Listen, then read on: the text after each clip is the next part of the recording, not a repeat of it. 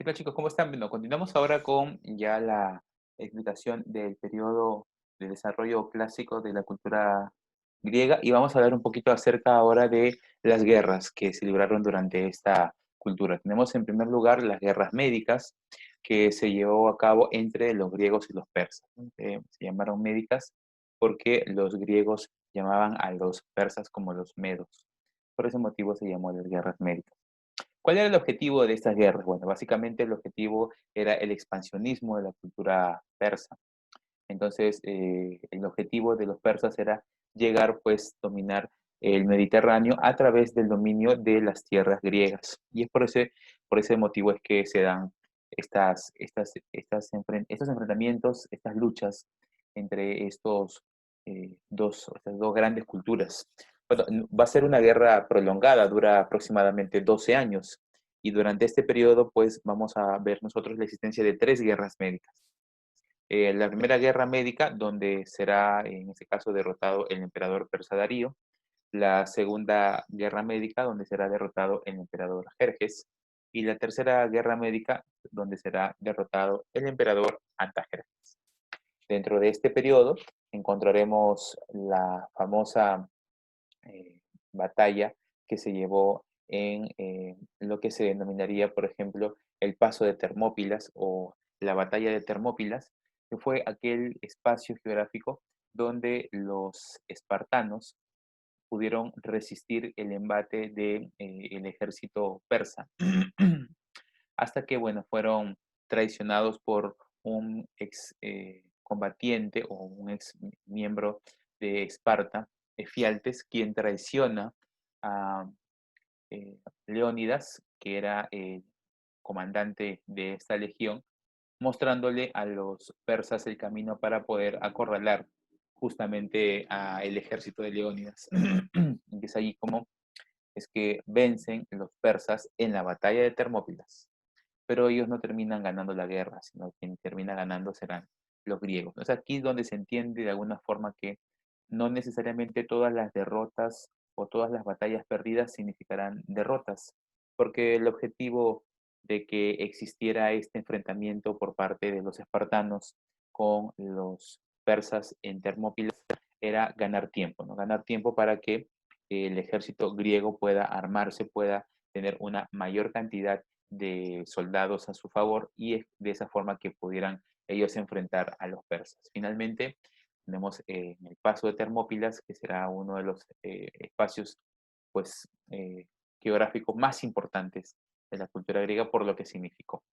Muy bien, continuamos. Ahora, también luego de este periodo, pues algunos años después, se llevará a cabo la guerra del Peloponeso, ¿no? ¿Qué ocurrió en las guerras del Peloponeso? Bueno, Atenas, para el periodo de las guerras médicas, forma una liga llamada la Liga de Delos, que será una liga básicamente que unirá a las poblaciones o a los pobladores que vivían cercanos a Atenas, ¿no? Para enfrentar a los persas. De igual forma, Esparta formará la Liga del Peloponeso, que tendrá el mismo objetivo, ¿no? Reunir a poblaciones aledañas o que vivan dentro de este espacio y poder ellas de alguna forma presentarse ante la guerra y poder dar lucha, dar batalla. Esto va a generar sus beneficios porque, como ya lo hemos mencionado, finalmente triunfa. Triunfa Grecia sobre Persa, pero esto va a generar también, pues, recelos entre los dos grupos, digamos, políticos y militares importantes, entre las dos ciudades más importantes, que será Esparta y Atenas. Y habrá entonces, por este enfrentamiento, por estos celos, un enfrentamiento entre ambas legiones. Las guerras del Peloponeso durarán desde el 431 hasta el 404 a.C., vamos a hablar de 29 años. Finalmente, quien vence en estas guerras será Esparta, y luego de esto, pues, se generará un impacto muy importante en la vida social de la población griega, ¿no? Es decir, donde vendrán, pues, periodos donde habrá una mayor, digamos, eh, un mayor desarrollo de diversas culturas o de diversos aspectos culturales, por ejemplo, a nivel de la literatura, a nivel de la política, a nivel de la filosofía. Es por ese motivo que vamos a encontrar que las guerras de Peloponeso también marcaron un cambio en lo que respecta al espacio y la forma en la cual se desarrollaron justamente estos grupos humanos. ¿Muy bien? Tenemos después el periodo helenístico, que es aquel periodo que va desde el 323 hasta el 146 a.C. En este periodo surge por la decadencia de las polis griegas y la dominación de Alejandro Magno de Macedonia, quien expande su imperio por Macedonia, Egipto, Persia y Mesopotamia. Después de la muerte de Alejandro Magno en el año 323, sus sucesores, los diáconos, que eran los generales de Alejandro Magno, ¿no? Y también los epígonos, que eran hijos de los generales de Alejandro Magno, comenzaron a dividir el enorme imperio conquistado. Todos los intentos de mantener unidos los vastos territorios conquistados fracasaron, ¿no? Lamentablemente, es así como llega a su fin esta cultura, y en el periodo helenístico, al final, serán pues anexados a Roma, cultura que estaba emergiendo en ese entonces, en el siglo II, y con ello pues significaría primero la derrota de los reyes macedonios Felipe V y Perseo, ¿no? Los territorios pertenecientes al reino macedónica o de Macedonia, inclusive Grecia, serían anexados por los romanos durante la imparable expansión romana por el Mediterráneo oriental. Prácticamente todos los reinos helenísticos serían dominados, el último de ellos Egipto, donde reinaba o donde el reinado de Cleopatra, de la dinastía ptolomaica, sería derrotada y anexado también en el año 31 a Roma. Con esto pues se daría inicio al imperio romano en la coronación de Augusto. ¿Sí? Muy bien. Veamos. Ahora, en este espacio, vamos a ver, en este espacio tenemos nosotros justamente una de los aspectos más importantes de Grecia, ¿no? Que significaría el desarrollo justamente de aspectos culturales muy importantes, ¿no? Por ejemplo, cuando hablamos de la religión, tenemos que la religión griega fue politeísta porque rendía culto a muchos dioses. Creían que los fenómenos de la naturaleza como el aire, el sol y el mar habían sido creados por unos seres superiores que tenían su morada en el Olimpo. Dicho sea de paso, el Olimpo será una montaña que en realidad existe en Grecia, ¿no? Y obviamente a estos seres superiores la llamaron dioses, ¿no? La religión griega fue antropomórfica. ¿Qué significó esto? Que los griegos tenían la idea que sus dioses eran de formas humanas, ¿no? Y que tenían, obviamente, al igual que los seres humanos, pues distintas características, distintas manifestaciones, eh, emociones, ¿no? Y también, pues, ira. Desde luego, los concebían, obviamente, a ellos como personas de un tamaño mucho mayor y también, pues, de mayor inteligencia y más felices que los hombres. ¿Por qué? Porque obviamente eran inmortales y porque tenían el poder de cambiar muchas de las cosas que los simples mortales no tenían o no podían hacer. Fue panteísta. ¿Qué significa esto? Que los griegos rendían culto a los fenómenos de la naturaleza, como la luz, como el sol, como el mar. Tenemos aquí algunos de los principales dioses de la mitología griega. Tenemos, por ejemplo, a Apolo, que será conocido como el dios de la verdad y protector de las bellas artes. Se le identificaba como el sol o la luz. Ares, que sería el rey principal o en todo caso la divinidad principal de los dorios, población que, como ya sabemos, fueron los que fundaron la ciudad de Esparta. Entonces, por ello, las características militares o la vocación militar de estas poblaciones. Tenemos después a Zeus, que sería el padre de todos los demás dioses, y los hombres, ¿no? Poseedor del rayo, que sería su arma de lucha. Tenemos a Artemisa, que será conocida como la diosa de la cacería y de la naturaleza.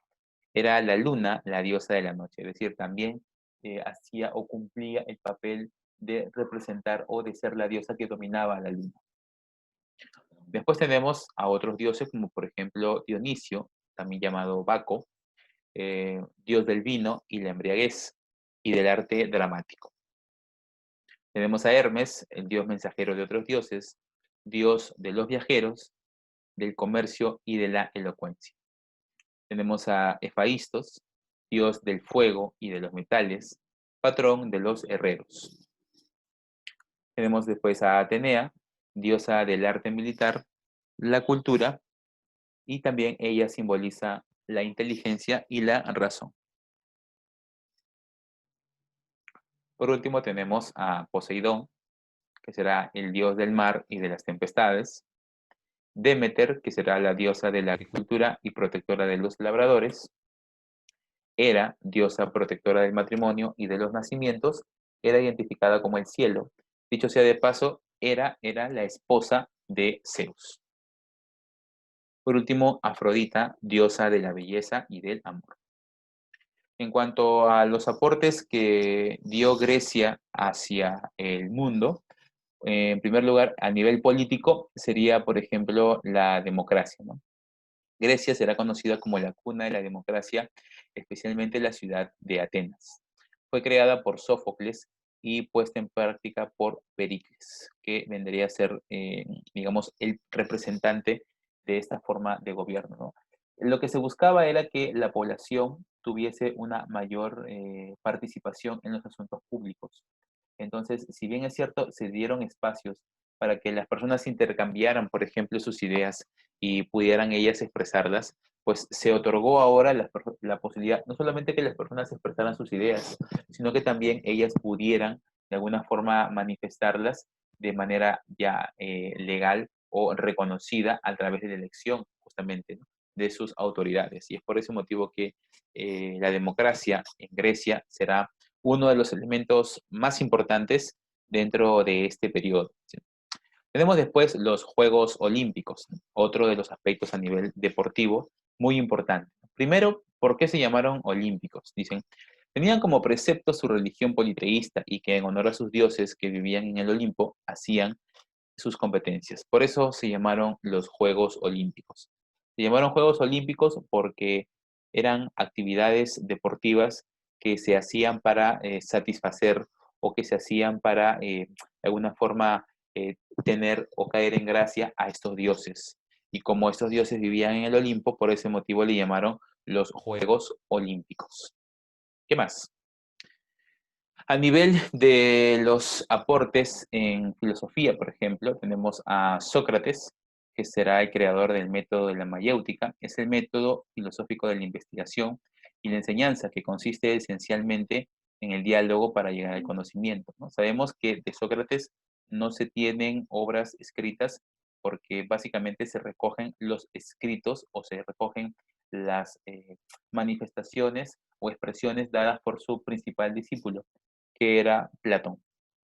Platón, otro filósofo importante en Grecia, afirmaba que el conocimiento estaba basado en creencias, o que el conocimiento estaba basado en creencias verdaderas, justificadas, ¿no? Una creencia influyente que llevó al desarrollo de la epistemología, es decir, al desarrollo de las ciencias.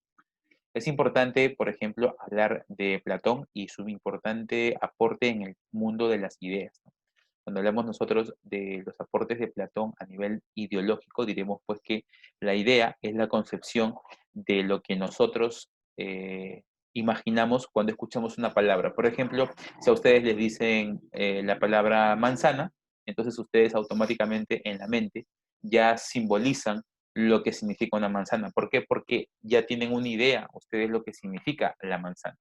Entonces, Platón decía eso, ¿no? Platón decía que las ideas es un mundo superior al mundo terrenal. ¿Por qué? Porque las ideas sobrepasan al propio ser humano. Las ideas son perennes. En cambio, el ser humano, pues, es, en este caso, está, digamos, es, o vive de forma periódica, no vive de forma eterna, pero las ideas sí pueden subsistir en el tiempo, ¿no? Y dicho sea de paso, pues es importante porque las ideas que cada uno de estos autores van a plantear viven en el tiempo, es decir, se toman como referencia hasta el día de hoy. Entonces, el hombre, el ser físico, pues desaparece, muere, pero las ideas son las que están en un plano muy superior al ser humano. Es por eso el importante aporte de Platón. Aristóteles transformó, transformó todas las áreas del conocimiento que tocó. Es conocido como el padre de la lógica y de la biología. En este caso hablamos de la lógica, hablamos, por ejemplo, de las inferencias, hablamos del análisis. Entonces, todos estos representantes de la filosofía, pues vamos a ver que sus aportes se utilizan hasta el día de hoy, ¿no? Y que también sus enseñanzas o sus frases hasta hoy en día siguen estando vigentes. Por ese motivo que se menciona, se dice que el aporte de Grecia a nivel filosófico hacia el mundo será un factor muy simbólico, muy significativo. Muy bien, sigamos.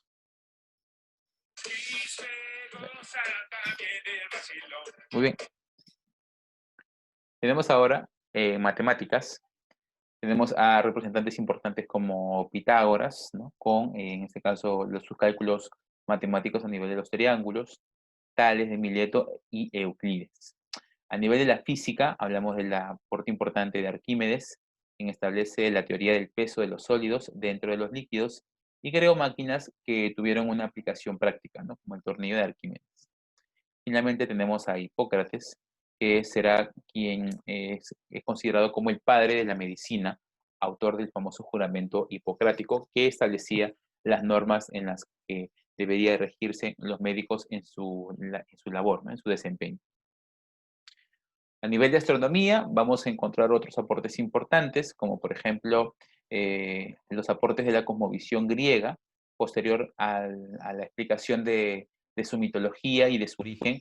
Tenemos aquí, por ejemplo, la explicación de las teorías llamadas teocéntricas, ¿no? Y también las teorías heliocéntricas. Por ejemplo, Aristarco de Samos determinó que el centro del universo es el Sol, no la Tierra, ¿no? Con esto estaríamos dando paso a la famosa teoría heliocéntrica. El Sol es el centro del universo. En historia sobresalen Heródoto, considerado como padre de la historia, y Tucídides. A nivel de la escultura, en lo principal que se fijaban los griegos era en la belleza del ser humano. Todo lo que se refería al arte era en torno a la belleza, ¿no? El concepto de belleza aplicado, por ejemplo, en la representación de los cuerpos, ¿no? Las representaciones de los cuerpos a nivel, digamos, de Grecia, van a ser representaciones que van a señalar o van a denotar los distintos espacios y partes que va a tener el cuerpo humano, ¿no? Y las transformaciones que pueda sufrir cada uno de ellos también. A nivel de la arquitectura, tenemos la presencia de múltiples complejos, pero uno de los aportes importantes que vamos a encontrar dentro de este periodo será la presencia de las famosas columnas griegas. Tenemos, por ejemplo, las columnas de origen dórico, que es el tipo de columna más austero y sobrio. Se llamará austero porque, digamos, no tiene tanta espectacularidad o no van a contar con tantos adornos como si contarán los posteriores, ¿no? Las columnas de orden jónico son más esbeltas y en este caso tienen características más femeninas, ¿no? El fuste, que vendría a ser en este caso la parte baja, va a descansar sobre unas molduras o también llamadas denominadas bases o basamentos. Y por último, el orden corinto, en todo caso las columnas de Corinto, tienen forma de cesto adornado con hojas de agua y rosas. A veces el fuste de la columna es reemplazado por figuras. Si son masculinas, se denominan atlantes o telamones, mientras que si se trata de figuras femeninas, se llamarán cariátides. ¿Sí? Aquí tenemos algunos de los templos más reconocidos o más significativos en Grecia. Tenemos, por ejemplo, el Odeón de Herodes. Tenemos el templo de Zeus. Tenemos el templo de Zeus.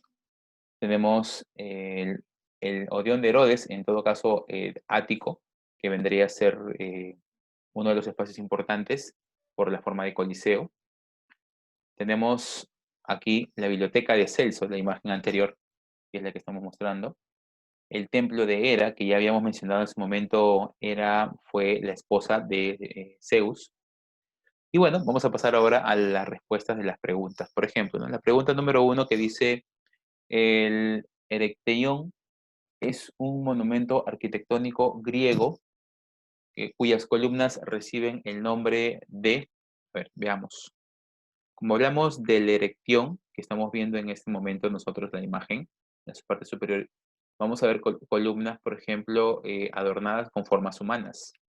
Entonces habíamos mencionado que las columnas con formas de personas serán del orden o del tipo corinto. Por tanto, sería la respuesta B, corintias. En cuanto a la religión griega, se diferencia del politeísmo de los pueblos orientales en qué. Bueno, básicamente la principal diferencia es de que la religión griega asume que sus dioses tienen formas humanas. Sería la letra A. 3. El Partenón es un monumento histórico de Grecia. Obviamente es uno de los aportes arquitectónicos más importantes. 4. En el teatro griego sobresalieron, entre otras, las tragedias de Edipo Rey y Prometeo encadenado, cuyos autores respectivamente fueron, bueno, en el caso de los autores de estas obras griegas sería, en primer lugar, Sófocles y, bueno, en segundo lugar sería Esquilo, sería la letra A. 5. El teatro, tal como lo conocemos, fue un invento de bueno, el teatro en realidad pues nace en Grecia, ¿no? Y nosotros vamos a observarlo porque va a ser el espacio donde las personas que actuaban o en los individuos que actuaban eran llamados personajes. 6. Las ciudades de Grecia clásica, fundadoras de colonias, se denominaron, bueno, las ciudades de Grecia que tuvieron un mayor desarrollo durante la cultura, ¿no? Y obviamente el periodo clásico serán pues llamadas metrópolis. 7. Elija la proposición incorrecta. Veamos, de todas las proposiciones, como será Heráclito y Demócrito, Parménides son filósofos griegos, sí. Sócrates fue un maestro de Platón, sí. La política es obra de Platón, en realidad no, porque la política es obra de Aristóteles. Entonces la respuesta incorrecta sería la letra C. 8. Las esculturas Venus de Milo y Victoria de Samotracia, así como el antiguo templo denominado Partenón, son obras de la antigua Grecia. Letra B. 9. Completa el siguiente enunciado, ¿no? El gran formador del Estado ateniense fue el legislador. En el caso de Atenas será Solón. Y en el caso de Esparta será Licurgo. Entonces la respuesta sería la letra C, Solón y Licurgo. Por último, 10. Legislador ateniense más conocido en la historia universal de la antigüedad por ser autor del Código Severo ateniense. Bueno, él será el legislador llamado Dracón. Muy bien. Bien, chicos, entonces estamos llegando hasta este punto. Muchas gracias por su atención y nos vemos en una siguiente oportunidad. Saludos.